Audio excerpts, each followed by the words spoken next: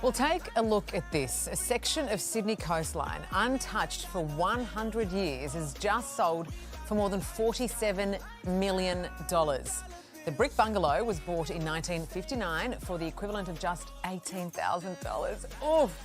For more, we're joined by property expert Robert Clarick. Rob, I mean, look, you can when you look at that, you go, of course it's sold for $50 million, right? Well, it's a big price for a knockdown rebuild, Sarah. So you can knock it down and rebuild? Well, I think that's what's going to happen. Yeah. I can't imagine someone's, dropped $50 million on that property and are going to say, oh, well, we'll just move into that one. I think they're going to put something pretty special. I mean, it'd be nice to have $50 million in the back pocket, right? But who do you reckon has coughed up for this one? Yeah, that's a question everybody's asking me at the moment. I guess my tip is I think it'll be one of those cryptocurrency young fellas because there's a few of these guys at the moment, under 30 years of age, buying $50 million, $80 million in Toorak in Victoria. Again, that's my tip. I think it'll be an Aussie coming back home from an expat. Because there is a bit of secrecy around it, isn't there? Yeah, there has been with this one. Yeah, very much so. Does it surprise you, the sale, for that price? You know what? There's no more surprises in Sydney real estate for waterfronts. We just seem to break that glass ceiling every time now. That's a sale at $50 million. Last few weeks has been a sale at $70 million, another one at 35. They just seem to be, it's like Monopoly money for these sort of properties. What is happening across the board when it comes to property sales? Because we're seeing a slight uptick again, aren't we? Yeah. Well, in Sydney and across most of the markets, this prime real estate, they're the jewels in the crown. So they're just, they don't compare with the rest of the Sydney market. So there's two markets, the ultra wealthy market, and then you've got your suburban market, which has seen a little bit of a downturn in the last 12 months. So we've seen the prices come back, starting to stabilise now. And is that likely to come, do you think? I mean, obviously interest rates might impact that.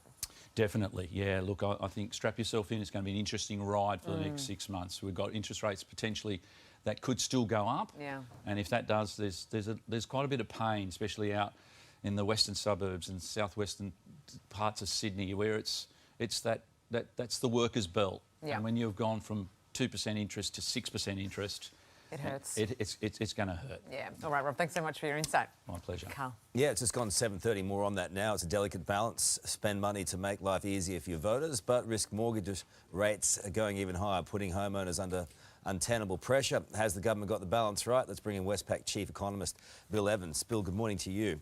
Nice to see you this morning. You were unwittingly drawn into Jim Chalmers' spin web at Parliament yesterday. Firstly, how did you feel about that?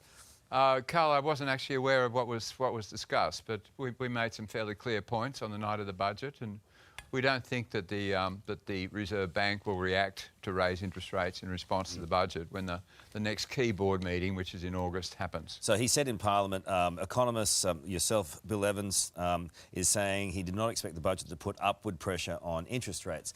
But you're clarifying that a little today in the respect that it may not happen now, but it will take the Reserve Bank a little longer to bring rates down. That's our point, yes. Look, we've always been feeling that the rates are on hold now, but the next move will be down in February next year. So the spending package, which is about twice as large as we've seen in previous budgets, obviously excluding COVID, will start to lock in the 23-24 year. And we really won't start to see how big an effect that's having on inflation until well into the end of this year and into next year. And the timing of the first rate cut in February next year may be delayed. I haven't changed my forecast at this stage. That's where the risk is. The Reserve Bank, I don't believe, will have a knee-jerk reaction in August and go, oh, the budget's too stimulatory or raising rates, before they see how growth evolves and how inflation evolves. So effectively, them saying that it's not inflationary, you'll sit back and wait and see whether or not it does have an impact on inflation. But regardless, you believe that it will take longer for the Reserve Bank to bring rates down because of this injection. I haven't changed my forecast on that, Carl, but if we're talking about the balance of risks around the budget, the risk is not that the Reserve Bank knee-jerks and raises rates early in response to the budget. They may for other reasons, but I don't believe it'll be for the budget. The risk is that the stimulus that's in the economy in 23-24 proves to be stronger than the Reserve Bank is comfortable with, and therefore they don't have the scope to cut rates as early as February next year. So interest rates will be higher for longer. That is the risk. But I haven't seen enough yet to change my forecast on that. But that's where the risk, that's where the balance of risk is. The balance of risk is not that the Reserve Bank looks at the budget and goes, oh, we have to raise interest rates. You just had a lot of people around Australia, nervous people who are right on the edge, and you know that, that people are right up against it, going, OK, how long do we have to batten down the hatches for? Yes, well, I think that by next year, inflation will be back to less than 4%. It will be very clear that the economy is stagnating, the unemployment rate will be rising, and monetary policy will be what I would call very contractionary. It will be the time for the RBA to move. The other signal they'll be getting will be a very clear movement from the US Federal Reserve that they're moving quickly to cut rates. So 24 will be a year where central banks are cutting rates rather than raising rates, and the timing of the first Reserve Bank cut will be the factor that where the budget may have an implication. OK, some really interesting perspective there. Appreciate it. Thank you so much. Welcome back. The federal opposition has warned that Australia will be short hundreds of thousands of homes as the government opens the floodgates to a historic intake of migrants, a scenario Matthew Bain knows all too well. The British primary school teacher was sold the Aussie dream to come and work down under, but after 4 months and 100 rental applications, he was forced to live in a backpackers for weeks. Matthew joins us now from Melbourne with his story. Good morning to you, and thanks for your time. Thankfully, I understand you've just found a more permanent place to live in Melbourne, but talk us through the last few months. Yeah, so when I got to Melbourne, must have been like mid-January-ish, I was lucky enough to be staying with a friend, like couch surfing for a bit. And it was originally supposed to be 3 weeks, but then that kind of turned into 6 or 7 weeks. And after that, I felt like I was stepping on his toes a little bit, so I had to get out. And we're shooting off applications every day to various companies, private, and there's this group called Fairy Floss on Facebook that are really helpful. But I wasn't getting anywhere with it, so I ended up in a hostel for about 3 weeks, almost 4.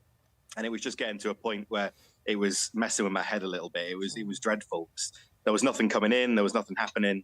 It just, and it was kind of unprecedented. It wasn't advertised that it was going to be that difficult. And here's the thing, right? We as a country know that we need migrants to come in to help our workforce and to help our economy, but yet there's nowhere for anyone to stay. So you were staying in a hostel for a couple of weeks, almost a month. Were there other people in the hostel that were having similar stories to you? Yeah, so there was a few. I met quite a few professionals in my first, because I like switched between rooms a few times. So in the first room, there was quite a few professionals who I was staying with that were lucky enough to be like quite understanding about me having to get up at 6:30 in the morning, and we all kind of were in the same kind of boat. But I don't think anybody was in a very similar situation as to like the length of time I was there while I was there. I'm sure there probably were. Again, I didn't speak to everybody that was in the hostel. So it's kind of up in the air, but there were definitely people who were in the same situation of staying in a hostel while waiting for a full rental. Wow. So tell us about your experience in applying for rentals. What kind of feedback were you getting from landlords and management? And why weren't you securing a spot? What was the issue?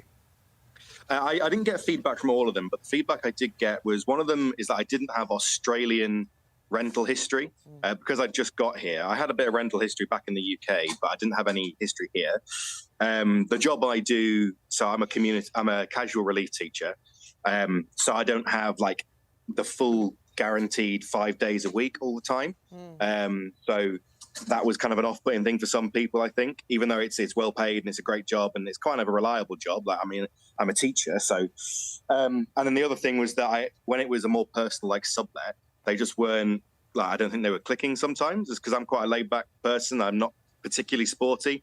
And so I don't think that fits with a lot of the Australian vibe sometimes.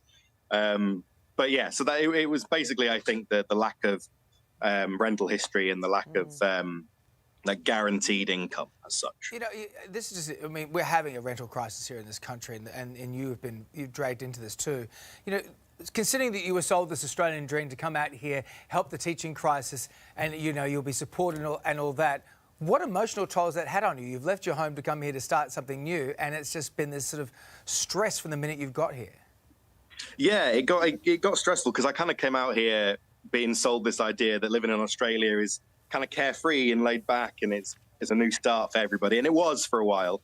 But then when I got to this hostel and it was like the second week in, it was just taking a toll on my mental state, and having to go like get up in the morning and wear a shirt that's straight out of a suitcase and not be able to hang it up and everything like that. And it just got to kind of a point where I had a bit of a breakdown, I think.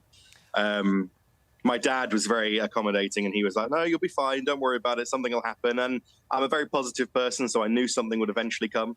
But at the time, it was very taxing on my brain. I'm sure. Just quickly, what would you be saying to your friends back in the UK who might be thinking about moving here to Australia? I'd still say do it, but maybe do a bit of research and try and get somewhere before you get here. Yeah, good advice, Matthew. Easy, sorry about the trials and tribulations. Glad you're on your feet. Back to class for you, sir, but thanks for being here. Yeah. Thank you, Mr. Thank Bay. you, no worries. Thank See you. you soon. Hey there, Today fans. Sarah and... What's my name again? Oh my God. Carl. Hey, thanks for watching our YouTube channel, though. Subscribe now for more news, special reports, and amazing Aussie stories. And Carl misbehaving, Whoa, of course. that never happens. Always happens. What's she talking about?